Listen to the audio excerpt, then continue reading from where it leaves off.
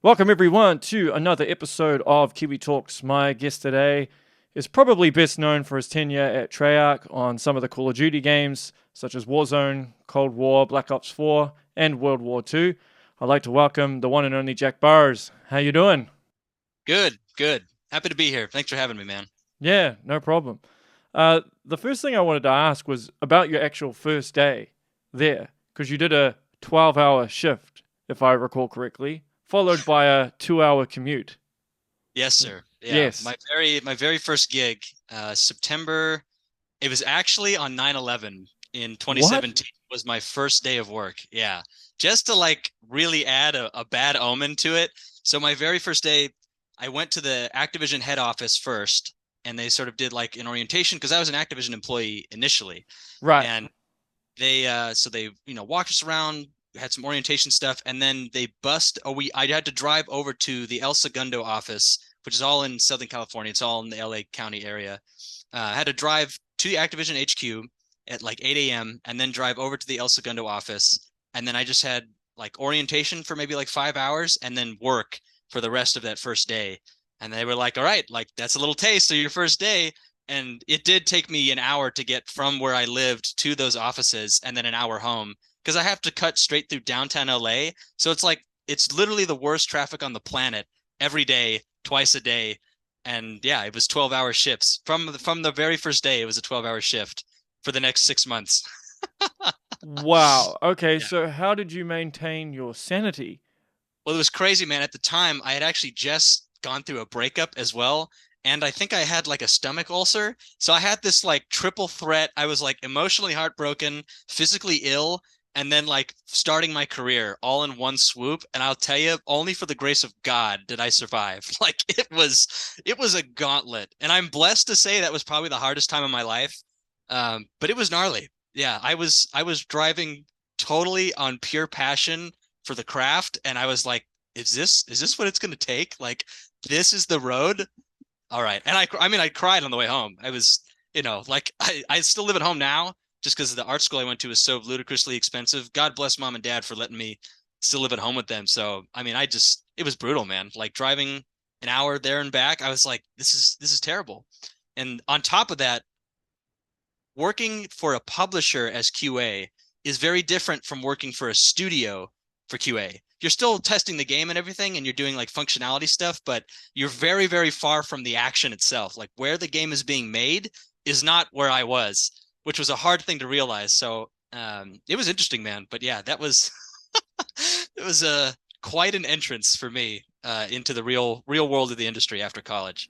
So, do a lot of your peers or a lot of your peers at the time were they doing similar things in terms of that level of hours followed by a crazy commute?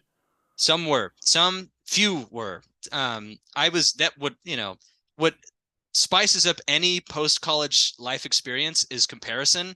And I had friends that were my best friends in college who were programmers and artists who were already working for like EA or like big VR companies. And they were literally making so much money. I had to tell other friends, like, do not tell me how much money they make. I don't want to know. Because I was making like 12.50 an hour. So with all that I was doing, I was like, I don't need to know. I don't need fuel to compare myself. But some of them were. I had one or two friends that went through the same kind of grind that I did, and I met some of the best friends of my life sitting next to me in those trenches. So it's not everybody's road, but it was definitely my road.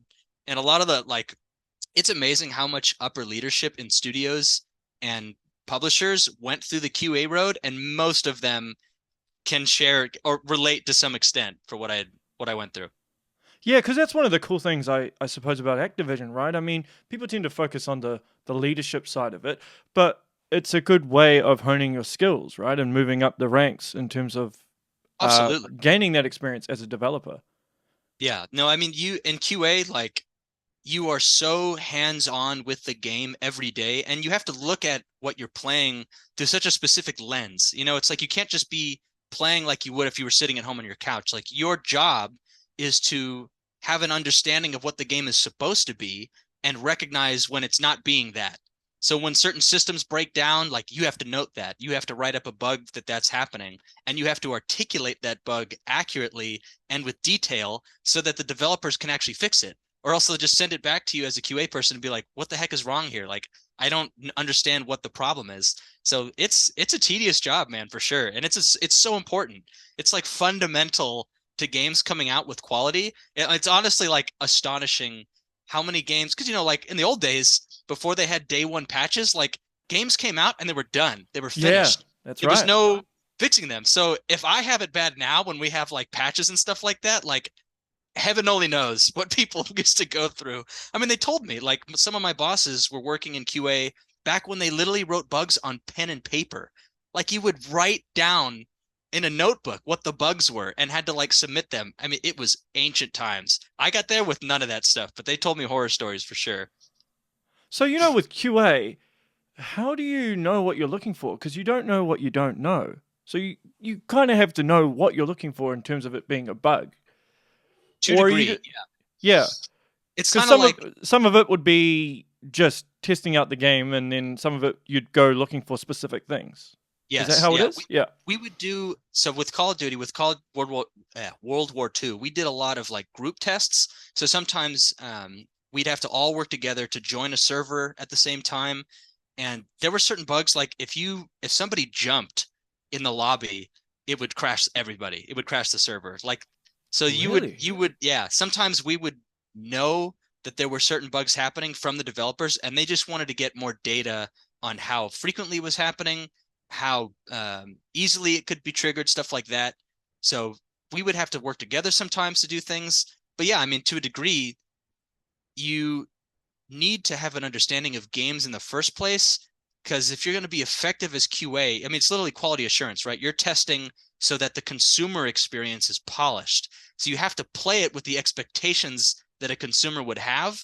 So when you're seeing things happen, there is a degree to which you do have to kind of put yourself on like your home couch, right, in the living room setting and being like, oh man, I would be pissed if this happened when I just paid $60 for this game. So as QA, like you're catching that stuff way ahead of time. So would you be alternating between, say, maybe QAing for the PS version and then the Windows version and then the Xbox version? Is that how it would work, or would you stick to one platform that you'd test for? So I think different QA offices and teams would probably do it in different ways. For me, we did have days where we would sort of test primarily on PS4. We'd have to set up a bunch of Xbox kits. We didn't really test PC in my office too often. There were other teams. Activision has huge QA teams that work very, very hard to make the games polished. And so some of those divisions might prioritize like PC. We mostly did PS4 and Xbox One at the time that I did it. But yeah, sometimes there's certain bugs that'll only happen on one console or another because the architecture of them of the console itself works with the game differently. It's bizarre, man. It can be so tedious. It's crazy.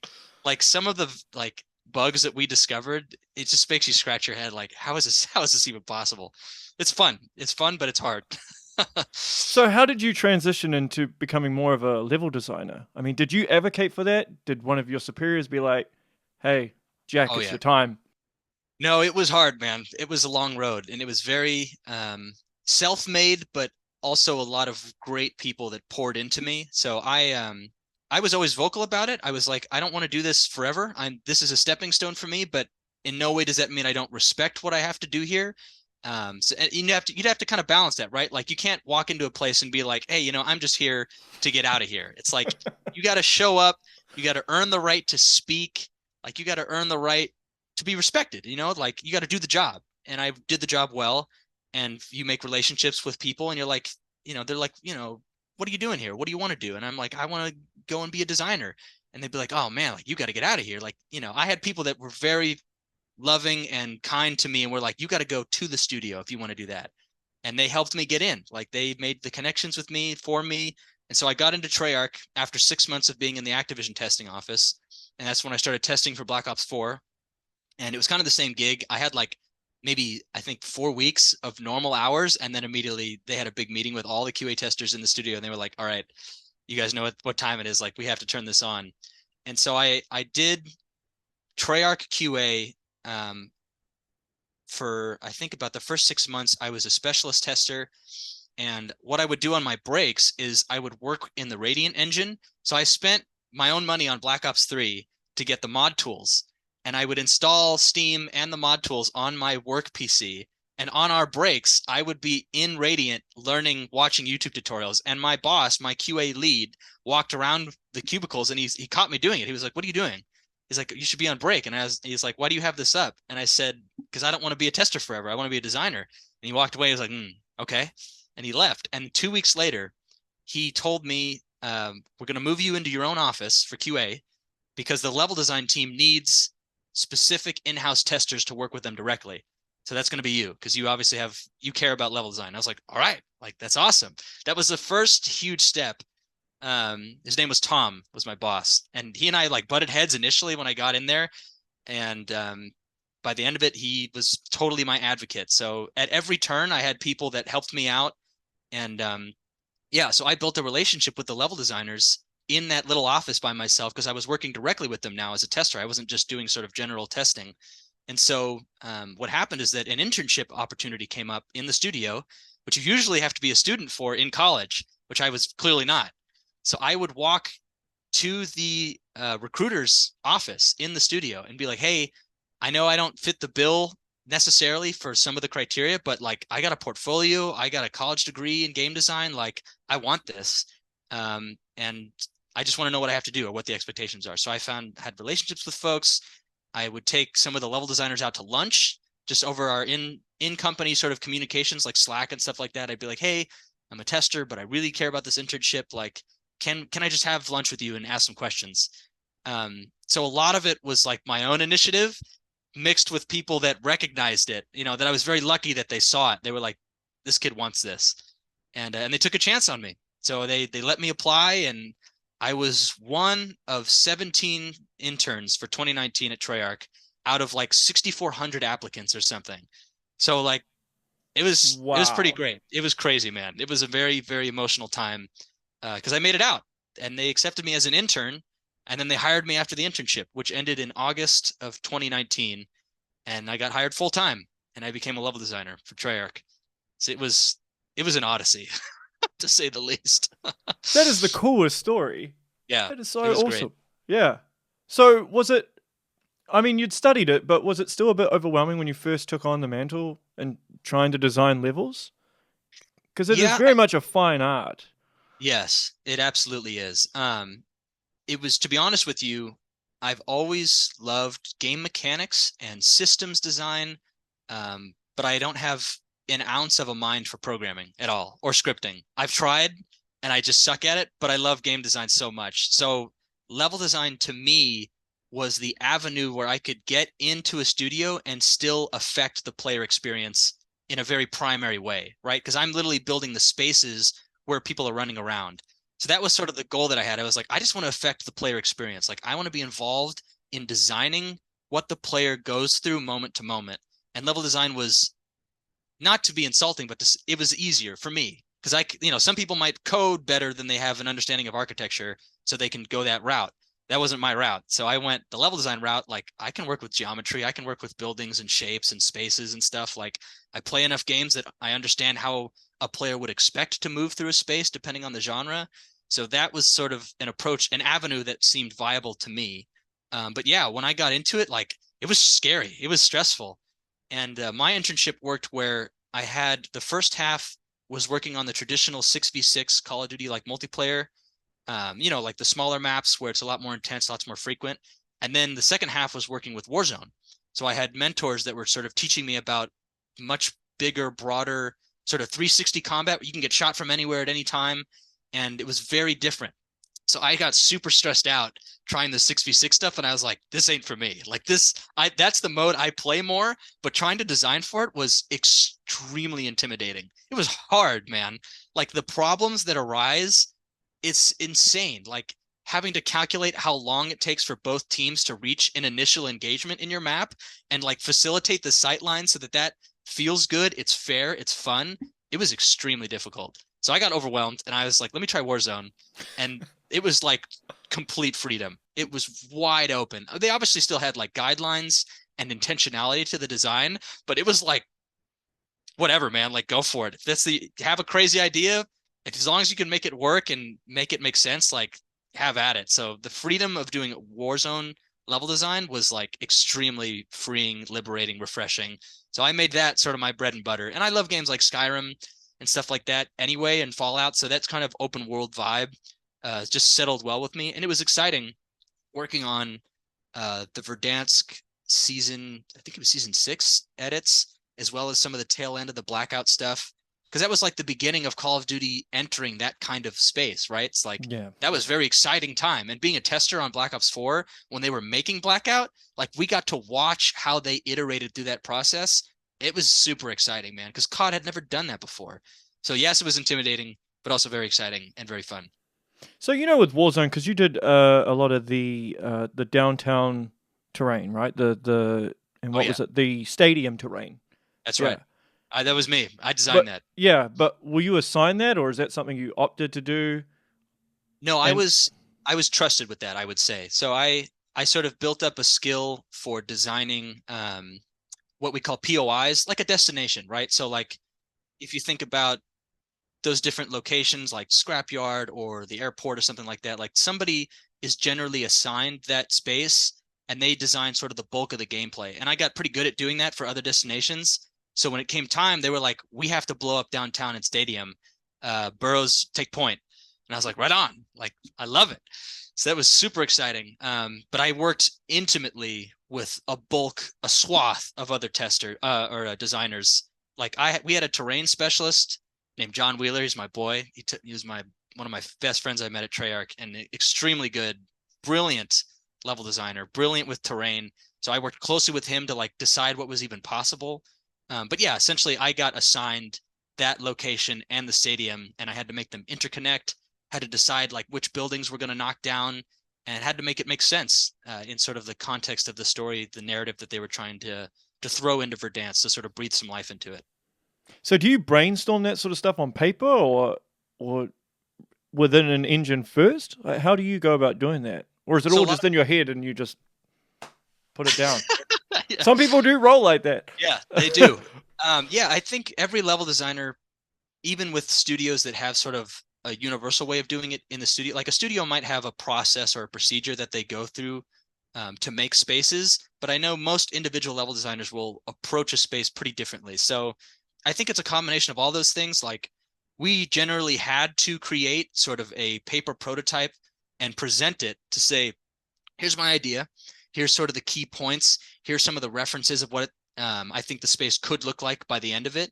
And you basically have to take a 3D concept, translate that two-dimensionally, and then pitch it to people as if it will someday become a three-dimensional space. How do you do that? You just you make a blueprint, basically. You make like a top-down blueprint and say like, here's where I'm thinking these things will go. This is some of the spatial relationships. Here's where the roads would cut through, stuff like that, some of the major paths. And if that gets approved, if that gets checked off, you're good. Now you start blocking it out. That's how we did it, at least. Some people, like you said, they get the assignment, they're already in the engine. They're already putting blocks down, trying to get a feel for the space. I think bottom line for every designer, though, it has to be extremely mentally visualized. At least for me, like I'm super in my head about the things. Like I want to create an experience, right? Like a fantasy. So you have to think, what is the theme of this space? What is it trying to be? And what kind of experience can I give a player that's going to be fun? We're basically making playgrounds, right? Like we're making a space for people to run around and shoot each other. So you got to think like, what's going to be fun to hide behind? What's going to be fun to run and jump off of? Like, what's this ledge I can jump off of and deploy my parachute and then cut it and shoot this guy and, slide into this tunnel or something. It's like all that kind of stuff, I think, starts out mentally, and then you put it to paper, and then you have to polish that paper design, and then you go in the engine. That's generally how I do it, but some people might differ. But how do you decide how much of the terrain, for example, is destructible? How much of it gets destroyed and how much of it doesn't? Yeah, so for specifically the Season 6 stuff, my approach to it, it's part of it came down that like they looked at the space and they were like, hey, we want it to blow up in this way. So I had to think like, okay, given the explosives that they're using planted in these kinds of positions, I think the terrain would do this. And if the terrain is doing that, it created sort of those fissures that tore like tunnels and like, so it made like a canyon through the downtown connecting all the way to the stadium. If it was going to do that, then in my mind, I was like, I would expect the buildings to sort of cave into and onto it. And so you just have to kind of think like, how much is it going to be reasonable? Like, how much of the downtown are they expecting me to destroy? So it's a dance, right? It's a lot of communication. So I would pitch something, they'd give me feedback. I'd come back with a presentation. They'd be like, yeah, that's great. Do more of this. I would add more of that. They'd be like, that's too much. Dial it back. I'd be like, okay, I'm also going to try this. Like, it's a whole ballet of me as a designer, the creator, presenting an idea for what it could be. And then I get feedback from higher ups and from coworkers. We tweak it, we polish it, we start to block it out. Hey, this feels good. Let's do more of this from here to there, stuff like that. It's a total dance. It's very, very iterative, I'll say. And you work in tandem with the artists, with the scripters, right? It's a one big collaboration. Yeah, oh, absolutely. I mean, Yeah. Game development, unless you're like a prodigy, like the guy that made Stardew Valley or something, like people that make games on their own, like I can't even begin to wrap my head around their talent. Like that's so extremely impressive. So I love AAA design and AAA game development because you work with people every day, right? Like Yeah. every single day, you're arm in arm with people like building something, making something. So I get to leverage their skills and my skills. So we would work daily with the artists, and they would help us to decide like this, if this is the time period and this is what is physically happening in this space, then this is how this kind of building material would react.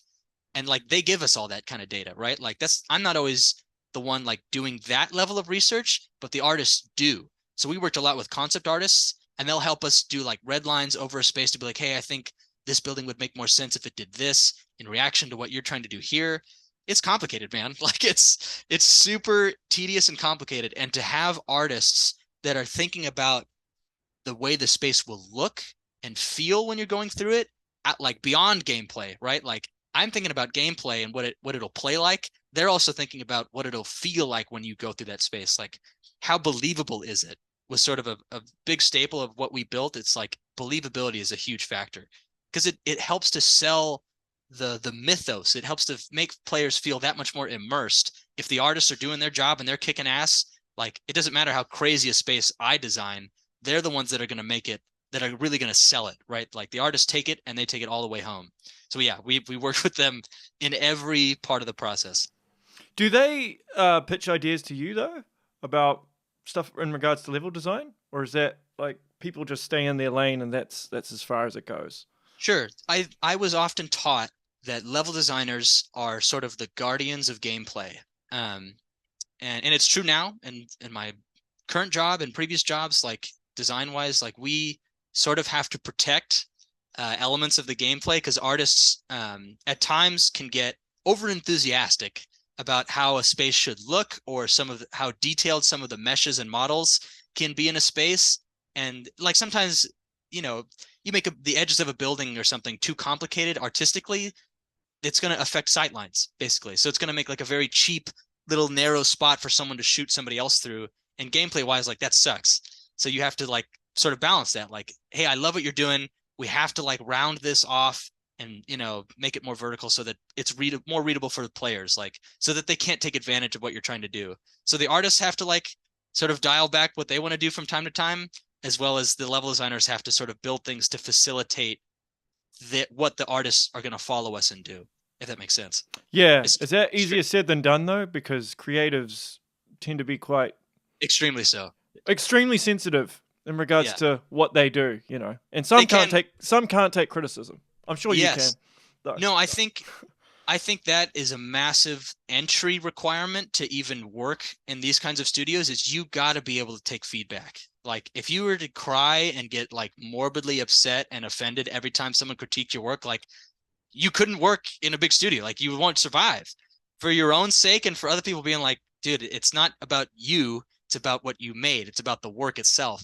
And you have to kill your babies. You have to detach from the thing that you've made so that the final product can be better, and which can be hard, right? Like that can be a total dance, and everybody feels that way. Like nobody loves their work getting torn apart. I had my boss, one of my first boss when I was an intern, I made a design and he was like, yeah, this is boring. And I was like, oh, and I was like standing up there presenting with a notepad, and in my gut, I was like, oh man, that hurt. But in the moment, I'm like professional, right? I'm like, okay, why, like what elements are boring, like what isn't connecting, like, and you have to sort of dance with that. And I didn't really take it to heart. I was like, yeah, I see what he's talking about.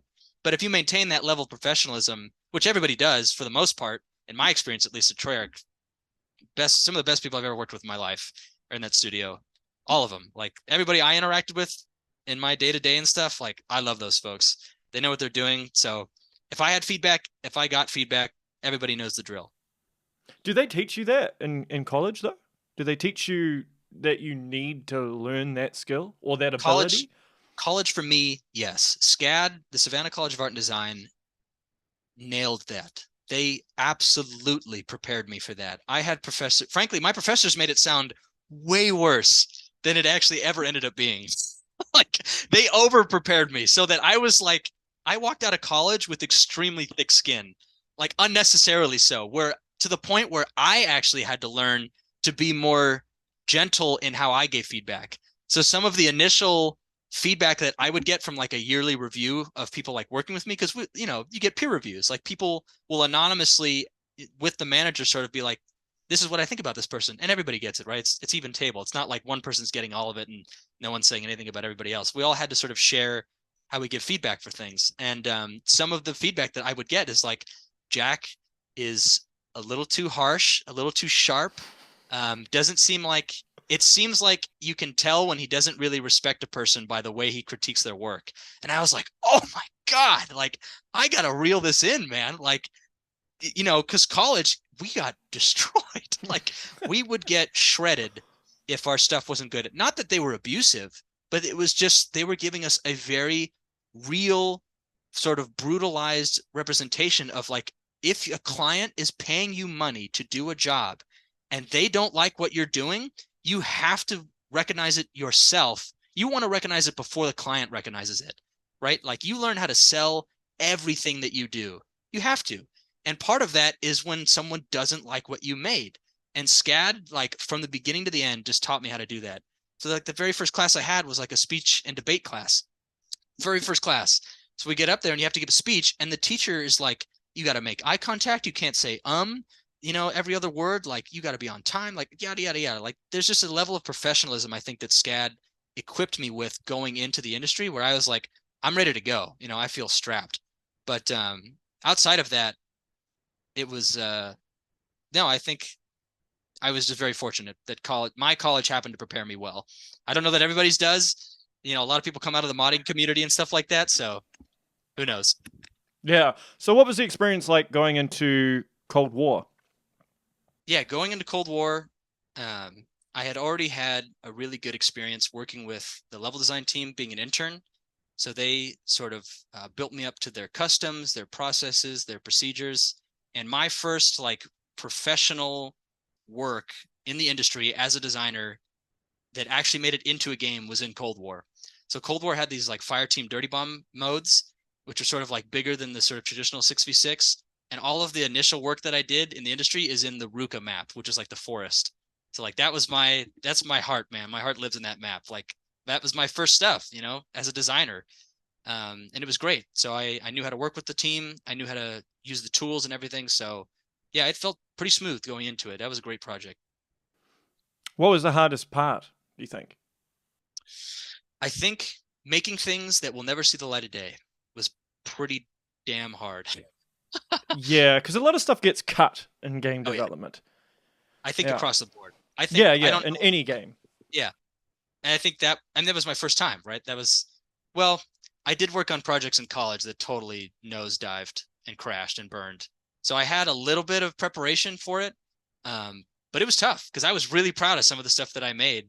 And I would get like, I had compliments from like David Vonderhaar directly complimented something that I had submitted. And I was like, this is the greatest moment of my life. Like the man himself specifically said one of my buildings was great. And I was like, that's it. I've done it. I've made it. And, but that stuff never made it in. So, I was bummed. That was hard for sure. But apart from that, it was a blast. When stuff gets cut, is it mostly due to time constraints, or is it just because it just doesn't work within the game for whatever reason, or it's superseded by something else that's even better? In my experience, more than anything, stuff gets cut or changed because it doesn't gel with the final vision of the product. Things that people are trying out, or certain elements just aren't connecting well with the rest of the game. Excuse me. So you end up, I think, just having to take stuff to the chopping block and be like, what is going to best facilitate the vision for this game, and what is holding that back? And I think it's less so about time constraints. I think time constraints usually rush things where stuff will be less polished. But I think it's less about like, we got to cut this because we don't have time. It's usually like, we got to cut this because it's not working and we've spent too much time already on it. So we can't continue to experiment to see if we can make it work. That's kind of my perspective on it. Yeah. You're probably aware of the whole thing with Activision being sold and Microsoft and Sony and all that stuff. But does that actually affect any of the day-to-day operations for any of the developers, or are they just like, yeah, whatever, that's heavy level stuff. We're just in the trenches focusing on what we're doing. Yeah, we would daydream about how it would affect the day-to-day. We would think about it and we would talk about it being like, I wonder if this will change, or if, you know, if like this process won't be like that anymore, or if we'll get more freedom to do whatever here and there or stuff like that.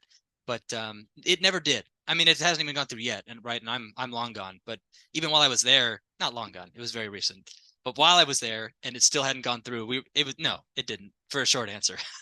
Really didn't affect the day-to-day. And I imagine had it gone through all the way, that Microsoft still probably would have respected what Call of Duty's doing for the most part. Because I mean, Call of Duty prints money, right? Like that's a bottom line. Yeah. So if it's doing what they're doing and we're making good dough, I think Microsoft would have been like, hey, keep it up. Keep doing what you're doing. I was surprised that there was never a Call of Duty on Switch. Was that ever considered? Do you know? You know what's funny? I just saw an article. I think that Phil Spencer, my God, my mouth. Phil Spencer wants to set up this like 10-year trajectory to get Call of Duty on Nintendo consoles again. Yeah, I just read that. I don't know anything about that at all. So I don't know why that never happened. That topic probably especially is like high level wafty stuff that I have no idea. I know I feel bad for the people that had to test like Call of Duty World at War on Wii. I think that sounded pretty rough, but I think it was on the Wii U. I think they made Call of Duty Ghost for the Wii U. They had Black Ops 2 and they had Ghosts, I think those were the two games. And then they didn't do anything for Switch. I don't know. I've always found that just a bit weird, because there's like 14 million people that have a Switch now. Yeah, I would imagine that the hardware would probably have to do a lot of finagling to work with the Call of Duty software. I don't know what I'm talking about. I'm assuming that would be the case. I think maybe Nintendo prefers a more family-friendly live portfolio, but they also have like Witcher 3 on there, so I'm like, I don't really know where that line gets. And they had Doom and Doom Eternal as well, so exactly. It's kind of like, I mean, I thought possibly it might be file size, because Call of Duty games are so massive in size. I don't know how those games get optimized. Well, I think the multiplayer may have added a pretty big factor. I know they have Splatoon, but I think Nintendo infamously has not the most ideal internet connection for multiplayer games, which Call of Duty is, right? It's like fundamental to the core thing that everybody plays. Everybody plays a multiplayer, right? That's what they want. So I don't know. I love how nice you're being about Nintendo's online, because it's pretty bad compared to the PlayStation and Xbox. But I know you're a fan of sci-fi games, right? Like some of your favorite games, Bioshock, Metroid Prime, Dead Space. Oh, yeah. Absolutely. Did you ever? I mean, this is now, and I suppose previously, did you ever try to consider maybe getting into the studios that make those games? Man, oh man. You know, it's funny, like there's a concept that I learned in college where it's like your talent doesn't match your tastes. So I have my own taste in games, and I will self-recognize that my skill level as a creator, as a designer, isn't near that strata of quality. So I don't even know how to make something good enough to reach the quality of those games that I love and respect so much. So what I'm doing actively in my career is trying to set a trajectory, right? So I'm trying to calculate, who can I learn from? What software can I learn from that will get me to the point of experience where I'm confident to be like, yeah, I think what I've made is in the wheelhouse of those sorts of games. I mean, those have always been like huge daydreams for sure. Even getting to work on at Treyarch was like, it was surreal for years. It took me years to realize, like, I'm actually literally working at a AAA Call of Duty studio. Like, dude, I remember when my friends came, like, to middle school lunches and would talk about Nazi zombies when World at War came out. And we were all like, dude, what are you talking about? That's crazy. And then we would go and play it for like 40 hours over the weekend. And now I work next to the people that made those game modes. Like, that was surreal. So I obviously daydream about it. Like, I would love to work with those teams and those games. Which I love deeply. But yeah, I think I am just trying to build a respectable portfolio of experience so that those devs would look at the things that I've worked on, look at my work history and be like, you know what? I'd want to work with this guy. I trust this guy to come in here and work on these kinds of titles. So it's a work in progress, you know. One of the interesting things about design is it involves being good at a lot of different things, right? You don't really want to become a master of one. You want to be more a jack of all trades. I think what I have understood up to this point is if you want to be able to wear a lot of hats, primarily in indie development, because there's less people and there's just the same amount of work to do, right? So the more that a person can do, the better. Not to say in AAA, you can't also be valued that way, but you are kind of more of a cog in a machine. And the quality of that experience can vary from studio to studio. I've been very, very fortunate twice in a row to work in studios that are extremely good communities and cultures where I don't just feel like I'm just, a spinning wheel in some massive operating machine. Like, I have, up to this point so far, felt like I have a real influence on the game, a real influence on what the player does. And that's great. And that is a byproduct of a skill set that is kind of linear right now. But there are things that I'm interested in that I'm sort of looking to expand out into, which, there's just stuff that I would need to learn if I wanted to do that. So I think at the end of the day, like, sure, like, it's good to know a lot of other kinds of stuff, but I think it matters what you want. Like, what's the thing you're trying to do? If I want to work in a big studio that's making a big project, they're probably not going to have like 3 open positions for me to fill all of them. And the level of work and the quality of work that they would expect in all those 3 positions would be overwhelming for me as an individual to fill all that stuff. But as an indie spot, it's like the expectation of what they're trying to achieve might be relatively smaller scope, right? So you could have one person doing 3 jobs because the expectations of what they have to deliver isn't as extravagant as it might be for something like God of War or Assassin's Creed, right? Like some huge sprawling open space. But yeah, like, for example, I'm a level designer and I love game design and stuff, and I love system design. So I should probably learn how to use Excel. Like, that would probably be a good skill for me to learn. Or I'm really passionate and really interested about directing voiceovers and characters, like working with actors and how they deliver a performance. Like, that has become a deep passion of mine, and I have no idea where to even begin, right? Like, I'm literally going to be on LinkedIn probably the next like handful of months, or with my managers and my bosses, and being like, hey, this interests me. Is there any kind of road that I could do both? Like, it's just a conversation that you'd have to have. But generally, simple answer: more hats, indie development, specialized AAA development. Right, I see. Because the interesting thing is with game development, it's constantly evolving and quite rapidly as well. And then you've got other things like AI, like these the AI art generators, which put out some stuff that are crazy good. You wouldn't be able to tell that it was an AI program that did it. Does that worry you? Does that excite you at all? I think it's an interesting sort of frontier right now because there's a ton of controversy. And I like, if I was an artist and I had spent like 30 years developing a style that was honored and respected in the community, and I like slaved blood, sweat, and tears to make that look good, and some handful of folks making an AI art generator have figured out how to like take my portfolio and implement my style for free, and people are just doing that, making money off of it, like, I understand that would be pretty frustrating. Do I think it's cool that we can do that? Absolutely. The morality of it, I feel like it's going to take time to sort of sort that one out.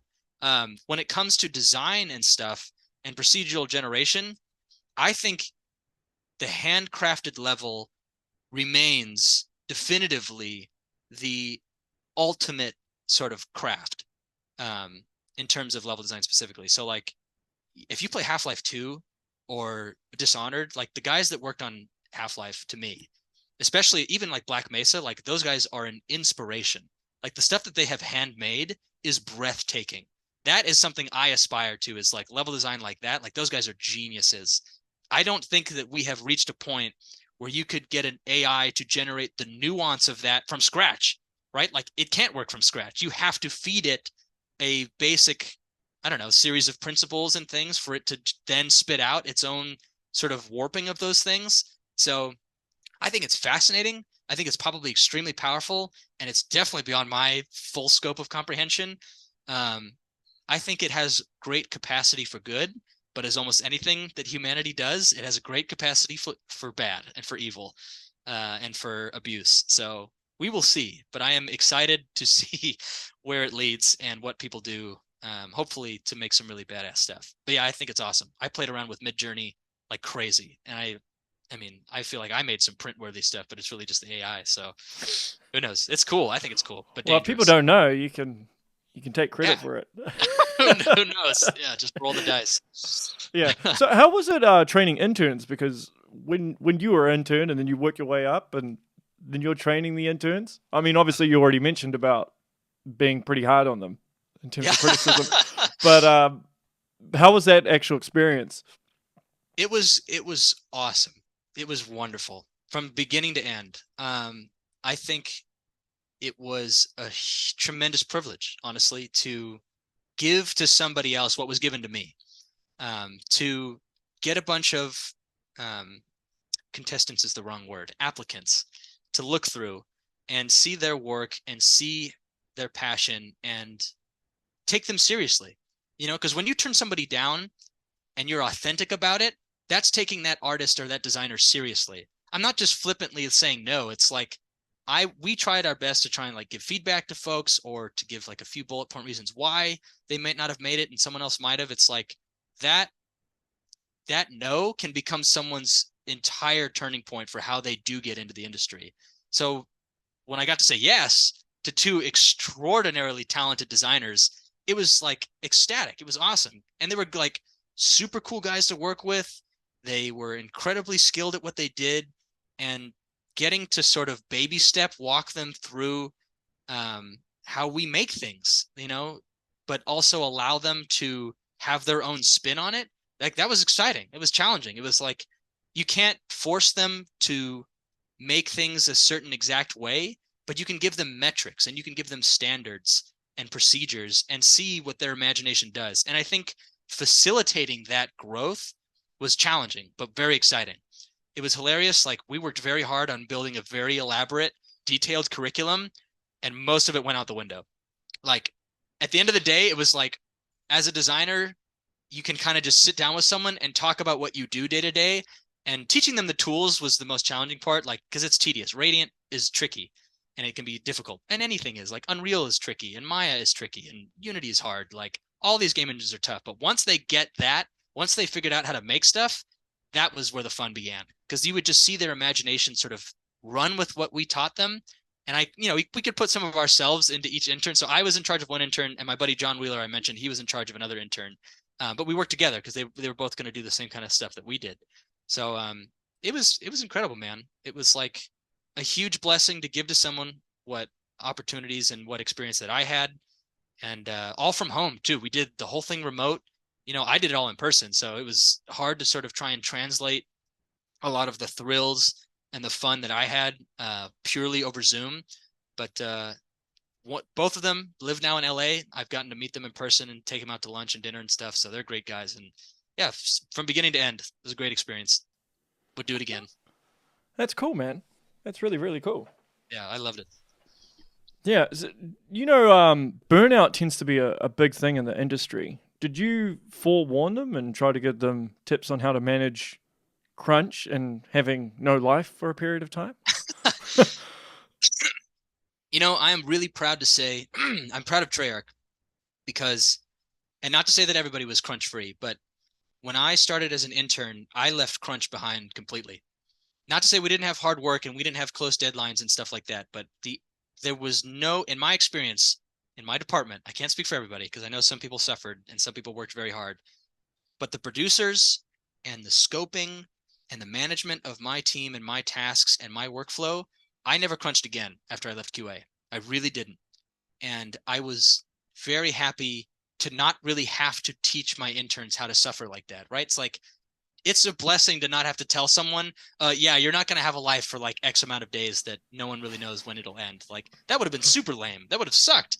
But I had the privilege to say, no, Treyarch has figured that out, especially in this department. Like we really have not had to crunch. And I owe that entirely to the production staff, to the level design leadership. Like they just kick ass and they made life infinitely better than I had it in QA. Not to say those QA guys didn't have to keep crunching because I know they did, but at least for level design, like that was not an element I had to teach my interns. What we did teach them, what I did talk to them about was this element of imposter syndrome, where once the surrealness kind of blends away and you're like, no, you're actually working on Call of Duty. Like you will work on a AAA Call of Duty video game and the designs that you make will affect millions of people that are going to play your work. Like there's a degree of panic where you're like, I ain't built for this. Like there's no way my designs are good enough for this. And you have to overcome that.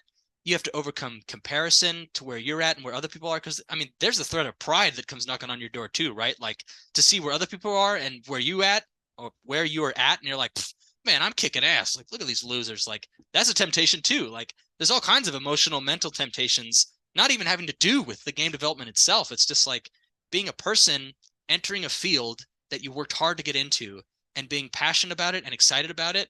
Like all that was challenging. But in terms of burnout, I think the number one killer of people's passion for games is that they lose the sense of wonder, truly. Because I think my favorite elements of playing games my whole life, start to finish, starting from when I was like 6 years old, is the sense of wonder. It's like that awe that you get walking into a space or into a scene or into a world or into the shoes of a character that you just love, right? Like we build worlds, man. We build experiences that are impossible everywhere else. Like you don't get this in books. You don't get this in movies. It's different than those things. Those things are great, but games are unique. They're powerful. They're beautiful. They're wonderful. I love what this quote from Todd Howard. He said, we can make anything. We just can't make everything. But the things that we can make, like those things can be phenomenal. And I try hard to, in my personal time, in my free time, to actually still play games, right? Like many, many developers do not play games as a hobby. If they do, it's very sparingly. And to me, it's like, you got to know what's hot, right? Like you got to know what's big, what's selling, what's not selling, what's failing, why it failed, how it failed.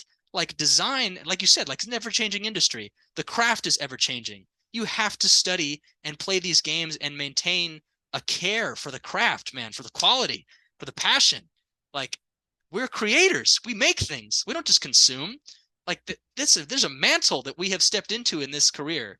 And I tried to fan that flame in my interns as best I could to try and get them to see what they're doing, like what you wake up and do every day, what we provide for people out in the world. Like this is one of the best jobs in the world.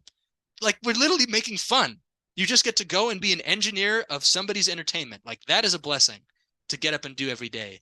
So that maintaining that passion, I think not abusing it, right? Like not treating yourself poorly, not killing yourself at work for too many hours, but the deep love, the deep joy for this craft, I think is what counters burnout.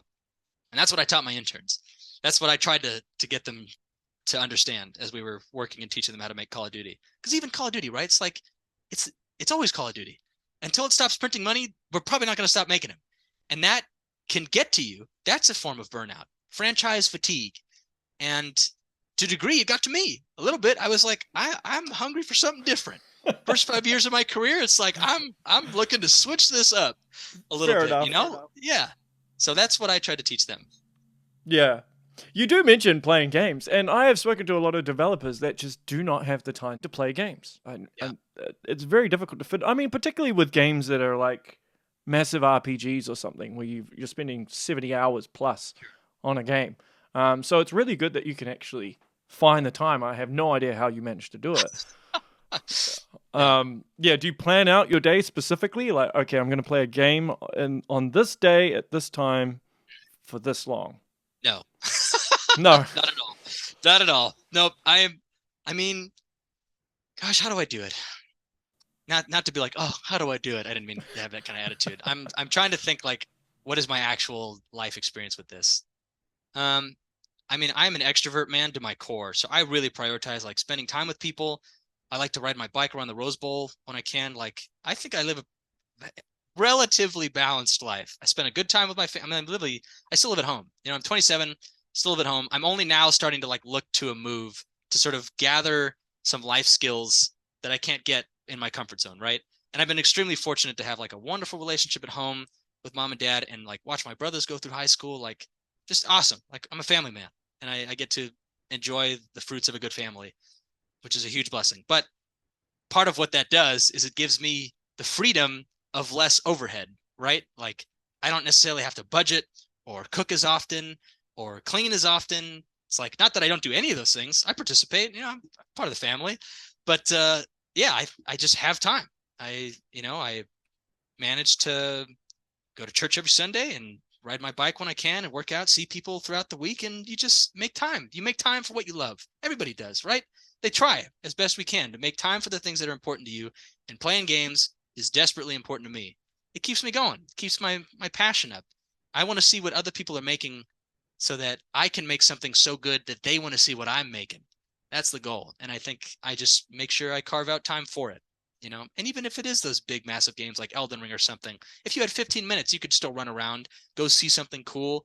I think people should just commit to those games and accept that you're just going to chip away at it. Like, those are great games. Those big ones, like, you want to play the whole Mass Effect trilogy, you want to play Skyrim, like, that's, you just get to enjoy a great thing longer, right? I'm almost envious because if you just binge it, right, you just bum rush it. Like, you don't savor it.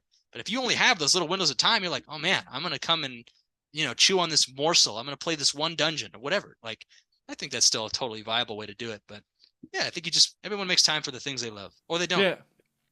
And I suppose with those games, if you chip away at it, you're very much getting your money's worth. Oh yeah. Yeah. Considering how much games cost, yeah, you get a lot of entertainment out of them. Absolutely. How was working on Aven Colony and working under Paul Tozour? Oh, I owe Paul so much, man. Talk about taking a chance on some loudmouth whippersnapper. Like, it was crazy, man. The way I met Paul was frankly nuts. I was working in college on this.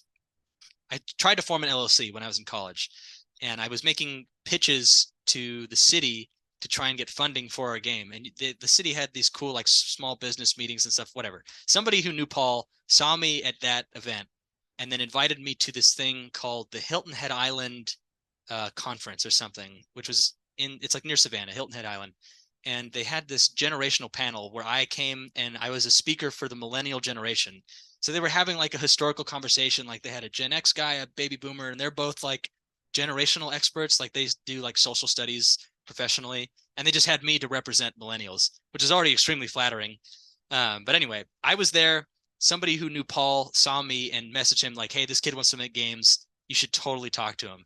And Paul reached out to me. And he worked on Metroid Prime, which is like, oh my God, that's like gospel to me. And I've seen how many people you've spoken to on Metroid Prime, man. Like, Metroid Prime 1, oh, that's a swan song. Like, that's in my top 5. So already I was starstruck talking to Paul. And over the summer, he was just like, yeah, like, frankly, we need a tester. We need, probably someone at like an intern level to come and help with our production coordinator. And so I was like, oh shit, like, no way, like, that would be awesome. Sorry, I don't know if you guys. No, you can swear. It's all good. Okay, it's okay. Good. Yeah. But I was like reading this to my mom and dad. It was in 2016, so I was gonna enter my senior year of college. I think I was like 21 or something.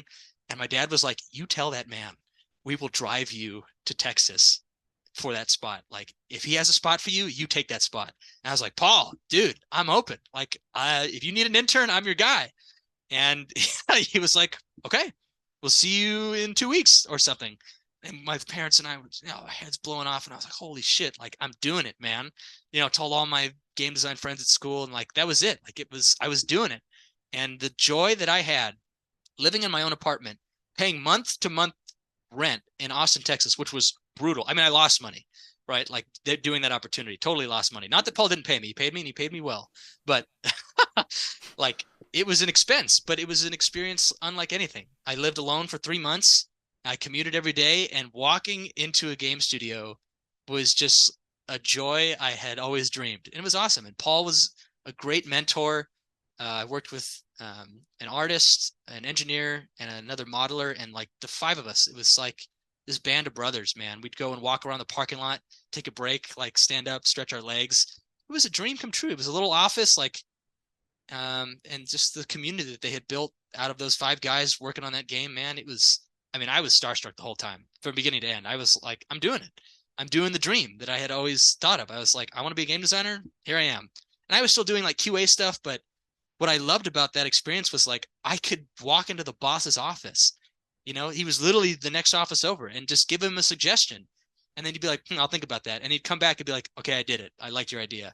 Like, I didn't get to do that really at Treyarch necessarily. Not that Mark Gordon and Dan Bunting didn't have an open door policy, which they often did, but it's different, like it's just, it was very different to have that level of intimacy in game development. And I hope I can get that again someday.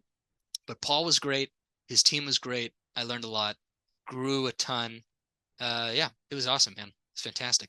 Did you pick his brain about Metroid Prime 2 and 3?